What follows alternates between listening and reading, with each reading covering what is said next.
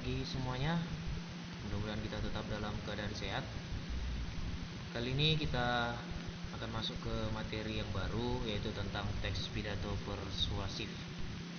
Ini adalah materi kedua di kelas 9. Baik, kalau kita lihat dari pengertian, kita awali dari pengertian terlebih dahulu.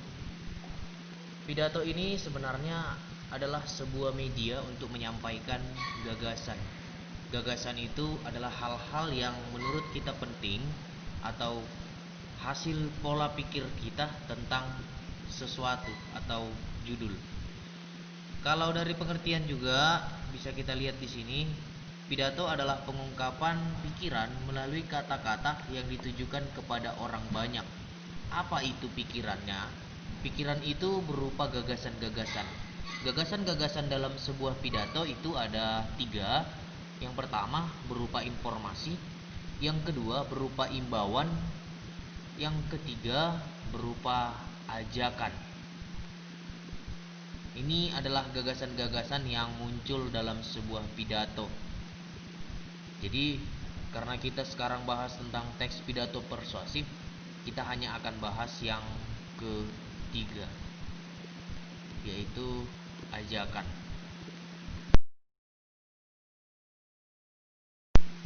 Baik, kita masuk dari pengertian terlebih dahulu. Persuasif itu berasal dari bahasa Inggris, yaitu persuade. Ya, kalau tulisannya persuade, yang artinya adalah mengajak. Lalu karena ditambah akhiran if dalam persuasif, maka artinya menjadi bersifat mengajak. Jadi ada ajakan dalam teks pidato yang akan kita bahas kali ini. Perhatikan, tadi sudah kita bahas bagaimana tadi pengertian pidato, dan kita sudah tahu apa arti dari persuasif, yaitu bersifat mengajak. Maka jika digabungkan, pidato persuasif itu artinya adalah pengungkapan pikiran atau pengungkapan gagasan melalui kata-kata yang ditujukan kepada orang banyak, dan tujuannya adalah untuk mengajak orang lain, membujuk orang lain, dan memengaruhi orang lain, yaitu sebagai pendengar. Dalam memberikan pikiran atau penyampaian kalimat-kalimat kita harus perhatikan 3 hal yang harus kamu pahami benar, yaitu dalam pidato persuasif itu harus ada fakta, yang kedua ada data, dan yang ketiga argumen atau pendapat-pendapat atau gagasan-gagasan yang kamu berikan itu harus logis, harus masuk akal.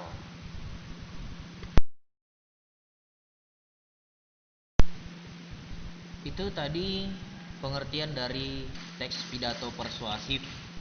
Untuk selanjutnya kita akan bahas tentang jenis-jenis pidato persuasif.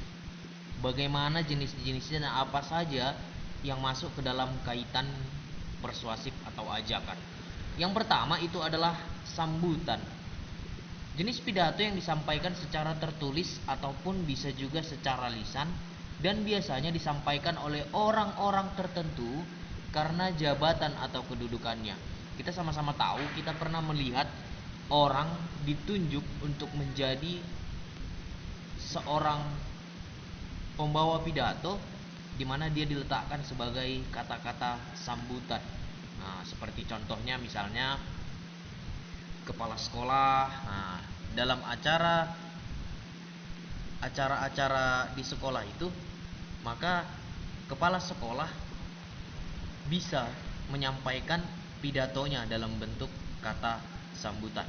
Yang kedua, pidato pemerintahan.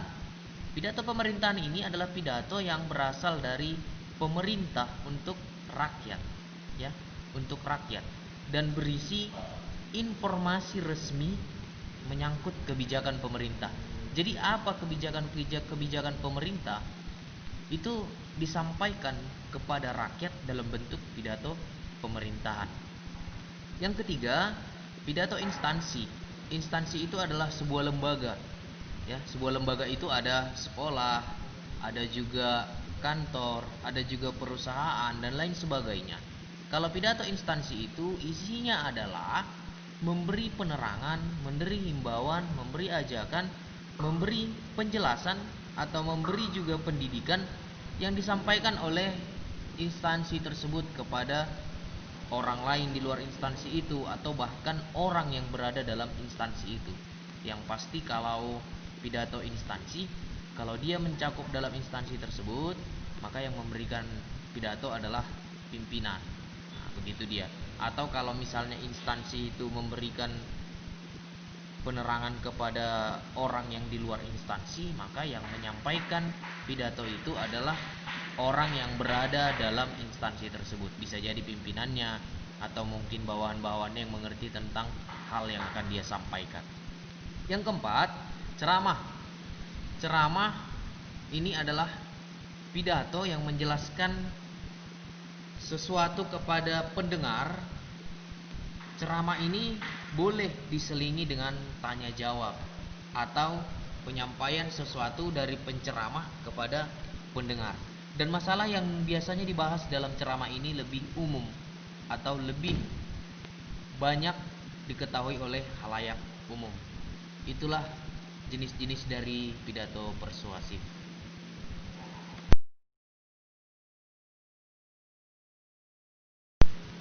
Selanjutnya kita masuk ke metode pidato persuasif. Metode ini adalah langkah-langkah atau cara-cara yang dipakai oleh seorang pembicara untuk menyampaikan pidatonya. Dalam penyampaian pidato, pembicara sebenarnya bisa memilih 3, yaitu dengan cara membaca, dengan cara menghafal, juga bahkan ada yang secara spontanitas atau secara tiba-tiba dia langsung bisa menyampaikan pidatonya. Adapun metode-metode yang biasa digunakan oleh pembicara dalam pidatonya ada terbagi 4. Yang pertama itu adalah memoriter, dari asal kata memori atau ingatan, di mana memoriter ini adalah pidato persuasif yang disampaikan dengan cara hafalan. Maka seorang pembicara menulis terlebih dahulu pidatonya, lalu dihafalkan. Lalu hafalan itulah yang disampaikan kepada pendengar. Nah, maka ada sedikit kelemahan dari memoriter ini jika kita lupa hafalan yang sudah akan kita sampaikan kepada orang lain. Itu sedikit kekurangan dari memoriter ini. Yang kedua, manuskrip. Manuskrip ini sebenarnya tidak memiliki kekurangan, hanya saja kita kelihatan membawa teks. Ya, pidato manuskrip itu adalah metode pidato dengan membawa naskah. Kita membawa naskah dan kita bacakan naskah tersebut kepada pendengar. Nah, itu adalah jenis pidato manuskrip. Jadi semua hal yang mau kita sampaikan kita tuliskan ke dalam bentuk teks, lalu kita bacakan kembali. Nah, ada kelemahan juga dalam manuskrip ini, yaitu apa? Pendengar cenderung mengantuk. Karena apa? Karena jika dia membaca naskah, maka otomatis pendengar merasa tidak berkomunikasi dua arah, begitu dia kalau dia pidato manuskrip. Yang ketiga, pidato impromptu. Pidato ini disebut juga dengan pidato dadakan. Pidato impromptu ini digunakan pada acara-acara yang tidak resmi. Jadi pembicara ditunjuk itu secara mendadak, ya. Dan biasanya orang-orang yang biasa menyampaikan pidato impromptu ini adalah orang-orang yang benar sudah mahir dalam berpidato. Nah, itu dia impromptu.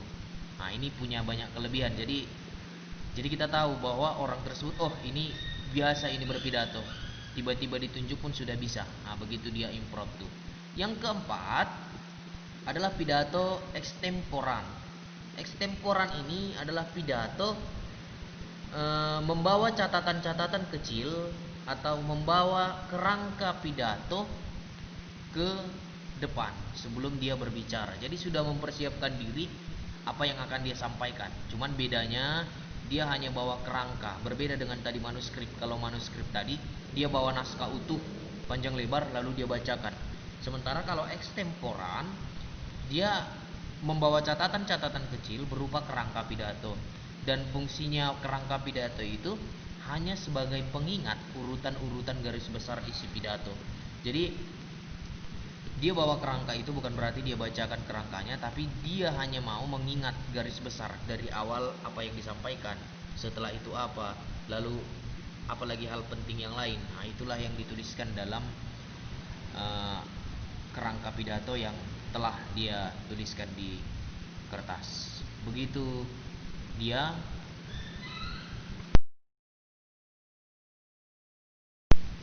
Oke, cukup sekian pertemuan kita hari ini.